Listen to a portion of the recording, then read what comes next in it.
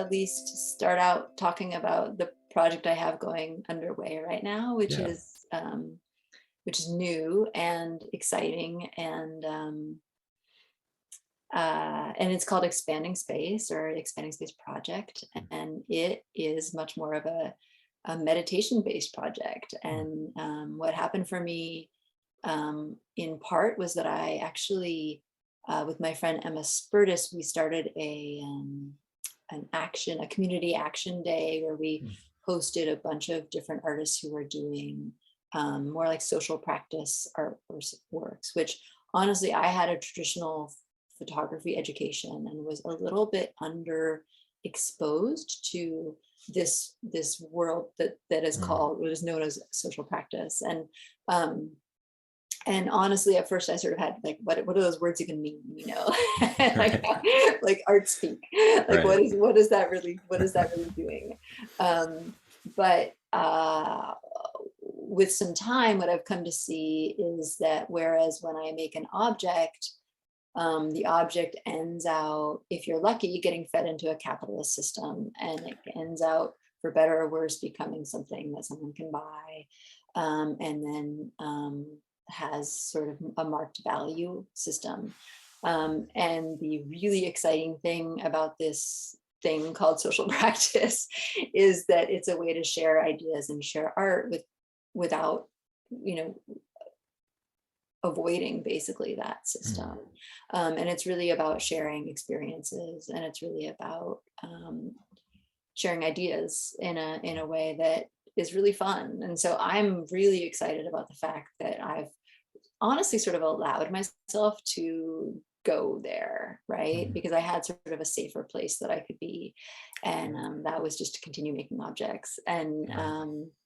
And and as I said, with intuition being something that I often work intuitively, and then later on I need to find brilliant people like you to help me fill in the gaps of how I got there.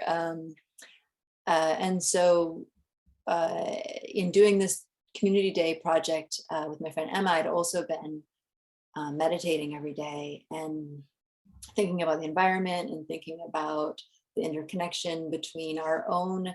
um, I've been depressed at different times in my life, and thinking about how important that personal filter is that you have Mm.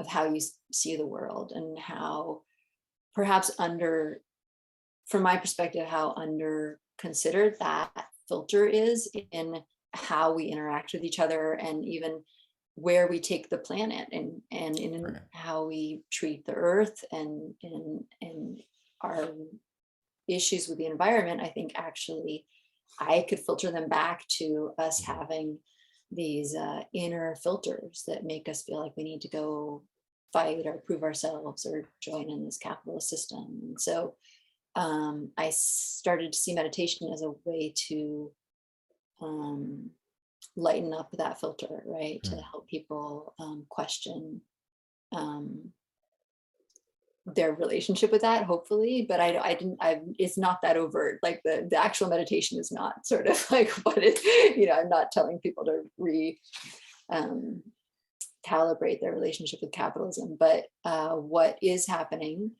is there's a 20-minute guided meditation in which I have people do a full body scan so they can really relax and sort of be in their body. And then I have them imagine floating above their body, just by a few inches and then by a few Mm. feet. And then I rewrite the meditation depending on where it's being held. And so in this case, it's going to be down at the Palo Alto Art Center. Mm. And so you go up above the Palo Alto Art Center, and then you can sort of see Palo Alto. You go towards the Baylands and East Palo Alto and Dumbarton Bridge, and you sort of float over the three bridges or the four bridges that can join the Bay Area, and you end out at the Pacific Ocean, and looking at this thing that the art people will understand what is, in my mind, really a Hiroshi Sugimoto photo. And he made these amazing photographs where every single photo is just the top half is the sky and the bottom half is the ocean. And they're just these pure like rectangles. And the differences between each one of them is awe-inspiring, right? Mhm. Um, but in my mind, you basically get to your own moment where all you see is the sky above and the sea below. And then I say to them, like, well, where do you want to go? Because it ends out now that you're like,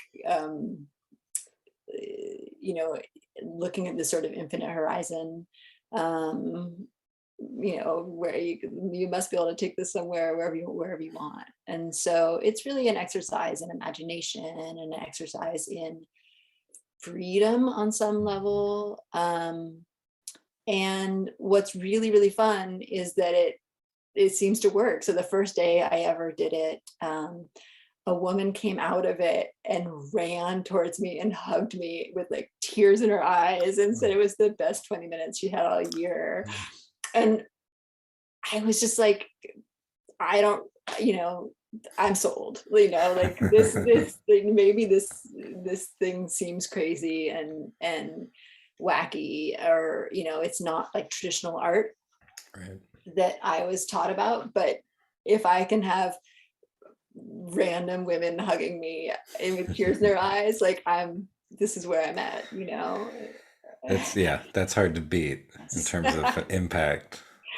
So so I've now really excited, made the project for the first time in a way that people can participate without me being there, because the show's up for 5 months and it's Mhm. over.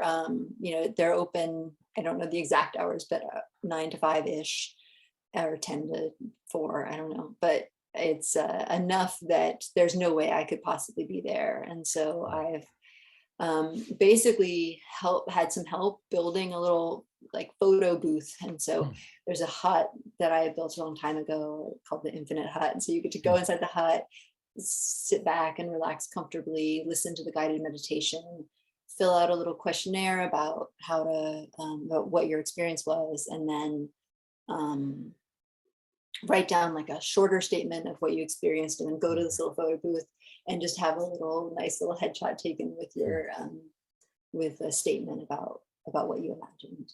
Um, Oh, nice. and then there's going to be a collection of all of those photos, because then it prints out those photos and there'll be Cool. a wall of people's experiences. So